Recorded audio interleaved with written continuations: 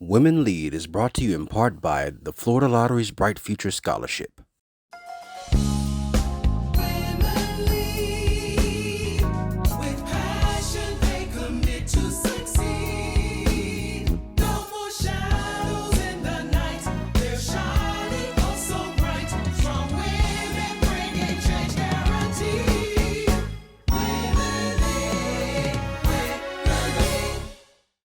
Welcome to Women Lead, a production of the Women of Color Empowerment Institute. We are your hosts. I'm Bernadette Norris Weeks. I'm Michelle Austin Pammings. And I'm Kathy Eggleston. Today our show is about Black Barbie, an empowerment movement.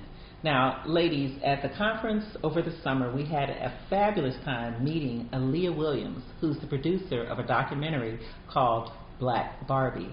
Now, there was such a buzz in recent days about Barbie, the movie, and a lot of us as black women really didn't feel all that connected to the movie until we heard Issa Rae was in it.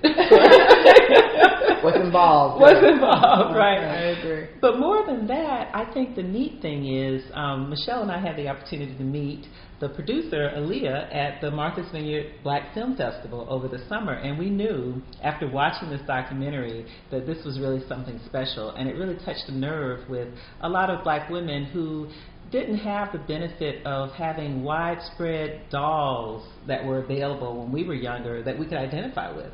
Right, and you know the expression, if you can see it, you can be it, usually used in the context of if you see a black physician, then you might think you could be one, a black mayor, a black president, then you could aspire.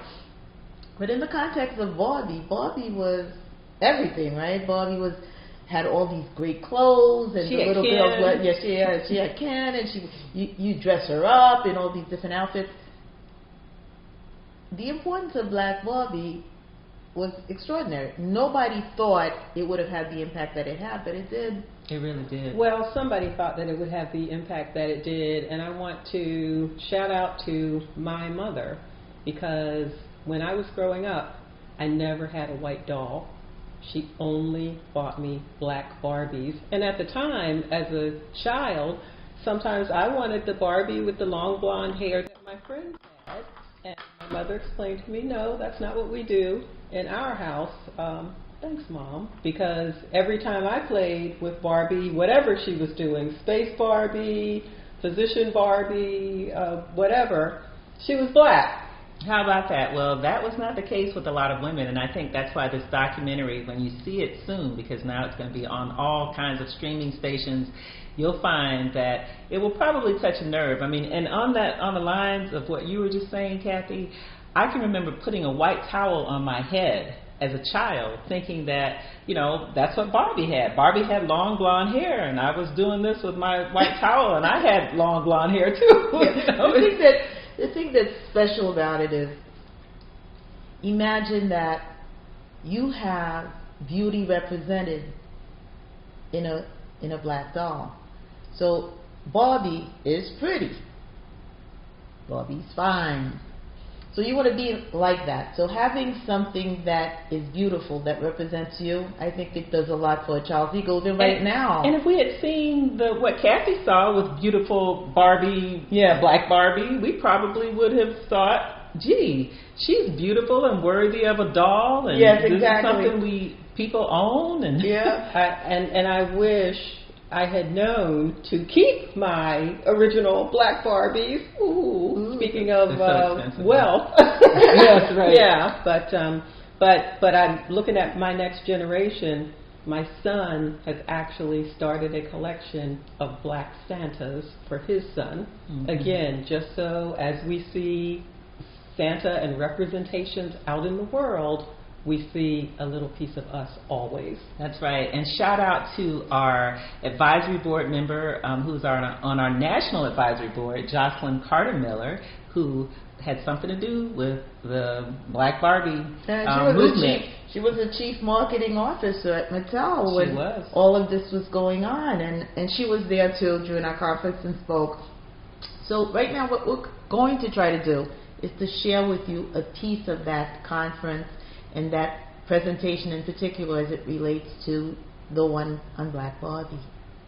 Stay tuned. We'll be right back after these messages.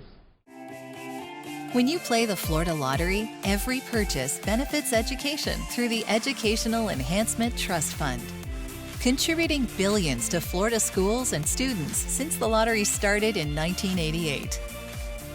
And since 1997, we've helped nearly 1 million students go to college on a Bright Futures scholarship. Play the Florida Lottery and know that your ticket is a student's ticket to a brighter future. At the Women of Color Empowerment Institute, our mission is to enhance and expand leadership by women of color. We do this in a variety of different ways, including but not limited to providing mentorship opportunities for young professionals where we assist in helping to create paths to leadership.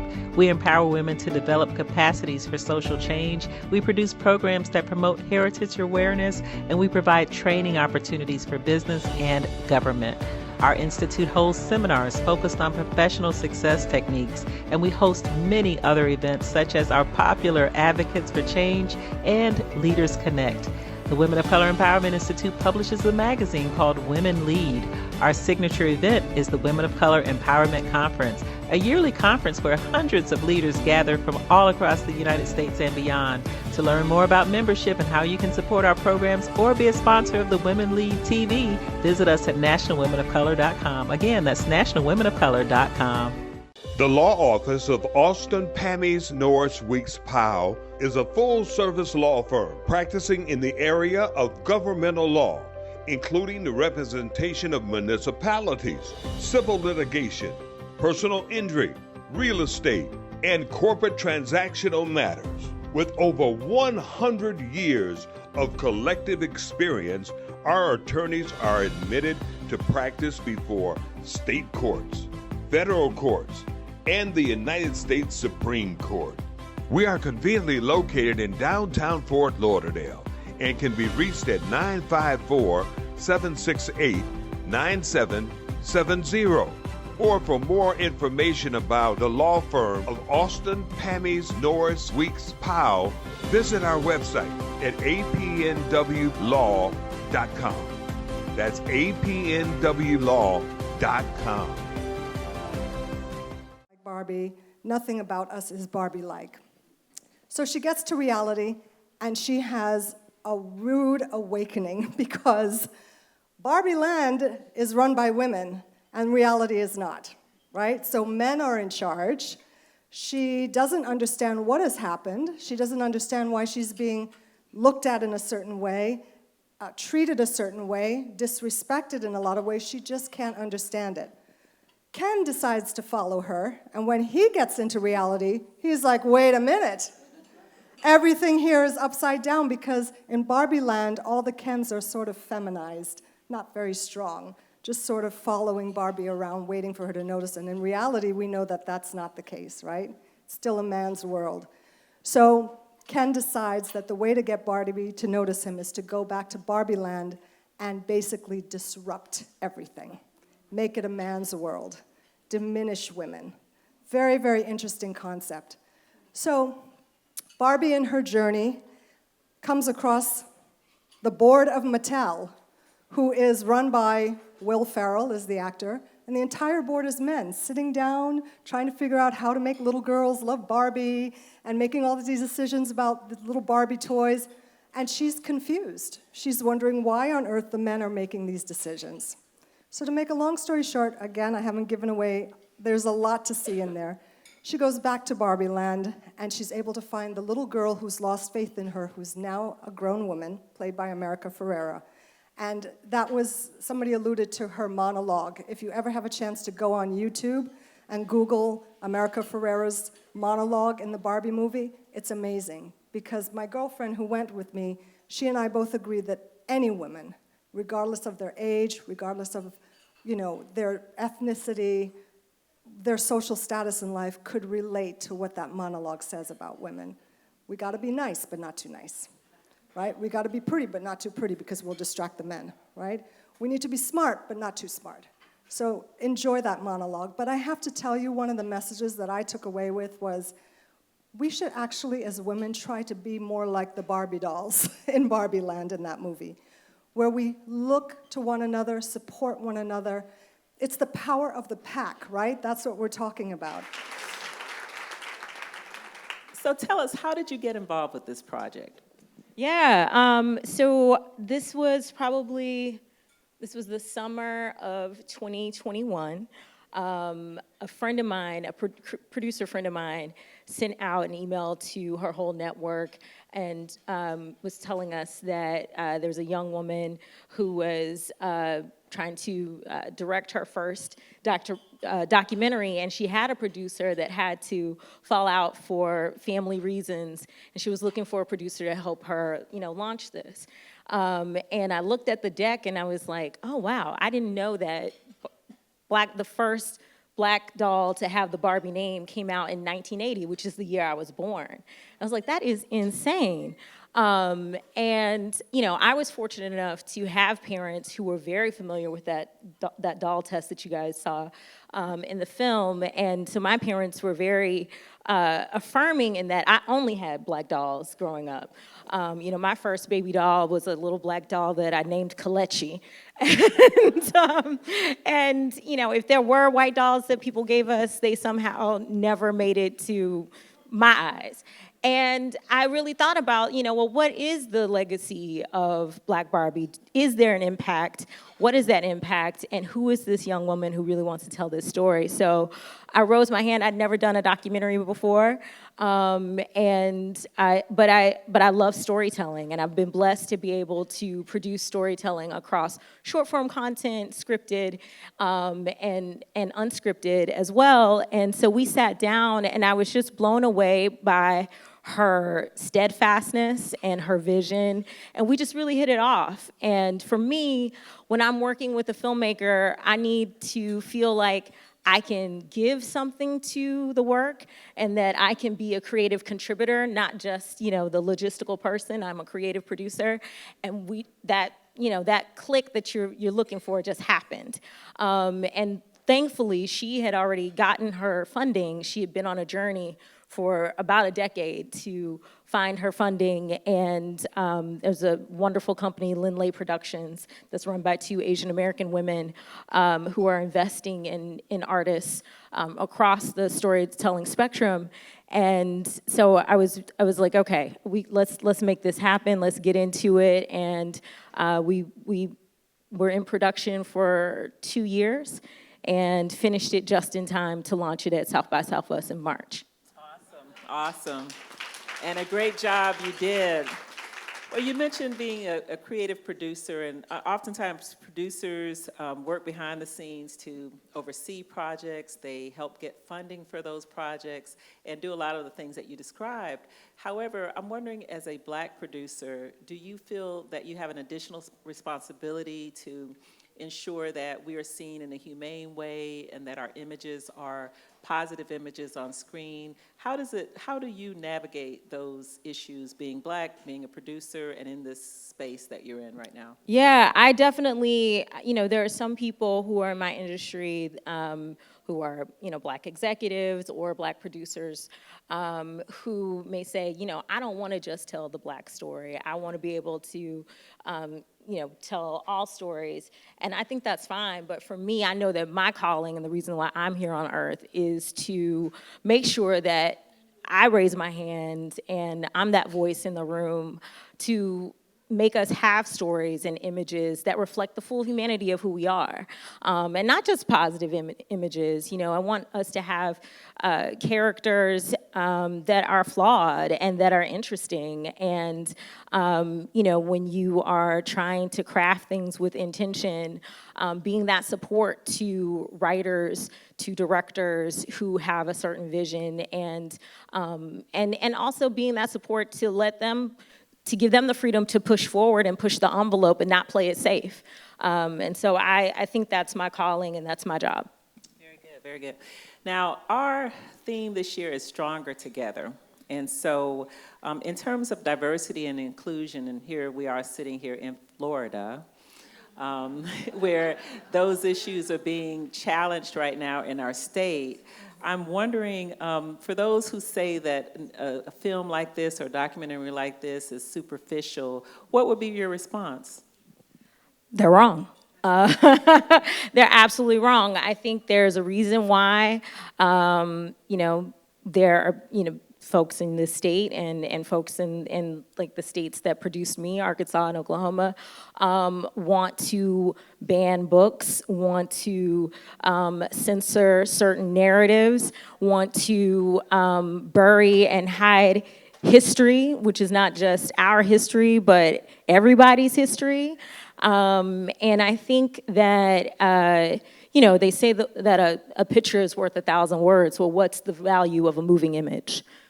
What's the value of a character that can show you, that you can connect with and you can see yourself in? I'm fortunate to come up in a time in Hollywood where we, us Black executives and producers and creatives do believe in being stronger together. And I'll never forget when I watched the premiere episodes of Insecure on HBO. And I finished the first 2 episodes, and I was sitting there in my living room by myself, and I just teared up. Because I had this moment where I realized I've been watching HBO my whole life, and this is the first time that I've seen characters that look and talk and speak like me and have friendships and aspirations and failures that I've experienced, that me and my girls and the men in my life talk about, and in the language in which we talk and not code switching, right? And I called my friend Denise Davis, who is Issa's producing partner, and I just was like, "Thank you.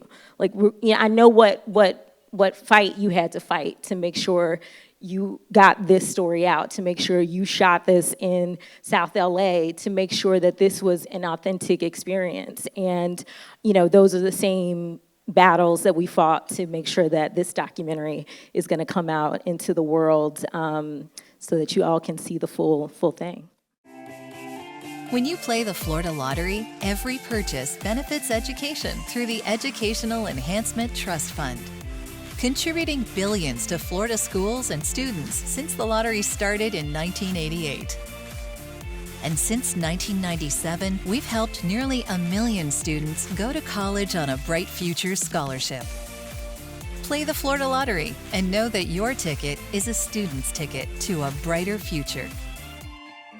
The law office of Austin, Pammies, Norris, Weeks, Powell is a full-service law firm practicing in the area of governmental law, including the representation of municipalities, civil litigation, personal injury, real estate, and corporate transactional matters. With over 100 years of collective experience, our attorneys are admitted to practice before state courts, federal courts, and the United States Supreme Court. We are conveniently located in downtown Fort Lauderdale and can be reached at 954-768-9770. Or for more information about the law firm of Austin, Pammies, Norris, Weeks, Powell, visit our website at apnwlaw.com. That's apnwlaw.com. At the Women of Color Empowerment Institute, our mission is to enhance and expand leadership by women of color. We do this in a variety of different ways, including but not limited to providing mentorship opportunities for young professionals where we assist in helping to create paths to leadership.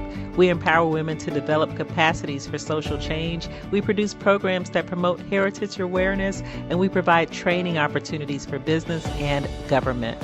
Our institute holds seminars focused on professional success techniques, and we host many other events such as our popular Advocates for Change and Leaders Connect.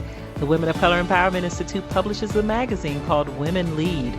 Our signature event is the Women of Color Empowerment Conference, a yearly conference where hundreds of leaders gather from all across the United States and beyond. To learn more about membership and how you can support our programs or be a sponsor of the Women Lead TV, visit us at nationalwomenofcolor.com. Again, that's nationalwomenofcolor.com. Very, very good. Very good. Well, you were able to produce this film and bring it all together, but there was a woman who was the director of this film, Lageria Davis. Lageria. Lageria Davis. Yes. Thank you for not letting me butcher her name. Yeah. And she worked for the better part of a decade when you and I spoke And to try to get this actually into the market, even at this, well, at the point where we are, and we'll talk about the market later, but to get this to this point for about a decade, does it take She worked that for a long? decade to get the funding. So she, and part of that was her getting clear on what this project would be. Writing the treatment, figuring out the stories, what stories were important to her, getting the resources to shoot a proof of concept, to do a reel and do some of the animation. I mean, she had a lot of ambition for this film. So, like I said, once she got her resources, and it just so happened that we met at that exact moment, it took us 2 years to make the film. But all of that 10 years was her finding the funding, while she had mostly worked behind the scenes as a line producer on a lot of different projects. So it was really about her coming into her own to be able to step forward and say, no, I'm going to be the creative. I'm going to be, having the vision and commanding the story versus supporting other people. So I guess you're alleviating a little bit of a concern that I had. So it doesn't really take this long to get to that point. Or I mean, funding that's the an thing. It's issue. like And so if you don't have- project is different. I think as I've heard, the conversations on panelists before me, we've talked about, alluded to mothering and the different types of mothering, and so I feel like every project is like its own child, and you have to figure each one has their own challenges, and I think whether it's scripted or whether it's unscripted, the process of getting all of the pieces together, getting the right buy-in that you need. Sometimes you have more hurdles with certain projects than you do others, or you realize that you need to be flexible and pivot, not completely lose the core of what it is, but be able to pivot to see, okay, maybe we should go about this in a different way. And so you just gotta keep faith. Okay, I hear you. So keep faith. For those of you who may be creative types and this is something you want to do or in the future or something similar, keep the faith, right? At the Women of Color Empowerment Institute, our mission is to enhance and expand leadership by women of color. We do this in a variety of different ways, including but not limited to providing mentorship opportunities for young professionals where we assist in helping to create paths to leadership. We empower women to develop capacities for social change. We produce programs that promote heritage awareness, and we provide training opportunities for business and government. Our institute holds seminars focused on professional success techniques, and we host many other events such as our popular Advocates for Change and Leaders Connect. The Women of Color Empowerment Institute publishes a magazine called Women Lead. Our signature event is the Women of Color Empowerment Conference, a yearly conference where hundreds of leaders gather from all across the United States and beyond. To learn more about membership and how you can support our programs or be a sponsor of the Women Lead TV, visit us at nationalwomenofcolor.com. Again, that's nationalwomenofcolor.com. The law office of Austin, Pammies, Norris, Weeks, Powell is a full-service law firm practicing in the area of governmental law, including the representation of municipalities, civil litigation, personal injury, real estate, and corporate transactional matters. With over 100 years of collective experience, our attorneys are admitted to practice before state courts, federal courts, and the United States Supreme Court. We are conveniently located in downtown Fort Lauderdale and can be reached at 954-768-9770. Or for more information about the law firm of Austin, Pammies, Norris, Weeks, Powell, visit our website at apnwlaw.com. That's apnwlaw.com. So the next question is, of course, we were only able to show parts of the film today, but it's a lot longer, and hopefully you'll have an opportunity to see it at some point. But I know that your favorite part involves children and what children were saying and their understanding or interpretation of Black dolls, Black Barbie. Can you talk a little bit about your favorite part of the film that the audience did not get a chance to see today? Yeah, as you were able to see, we were, LaJulia always conceived this in chapters. So, the first chapter you saw was what led up to Black Barbie occurring. The second chapter, she talks a little bit about all of the progress and the legacy after Kitty Black Perkins, another woman coming in, Stacey McBride Irby, who even pushed the agenda further, making the AKA doll and all of these amazing things. And so we wanted to say, okay, we introduced the Clark test. How can we talk to young people and look at children from different age groups, different ethnic backgrounds, and find out what are their thoughts around imaginative play, what are their thoughts about identity. And so reached out to a woman, Dr. Amira Safir, who came out of UCLA and is a professor in the Cal State system, and she focuses on kids and identity and the intersection of race and interactive play. And so she designed these conversations. And it was just incredible to hear what these kids had to say. They're very, very smart, even from, I think our youngest was about 4 and the oldest was 12. And they all were very clear that, the real Barbie was white Barbie, even though you had all of these different shades and sizes. They talked a lot about needing to see diversity in all the ways in which they interact with Barbie, which is television, film, the digital games that they play, and YouTube. So they were able to kind of see a little bit more than I think we give kids credit for.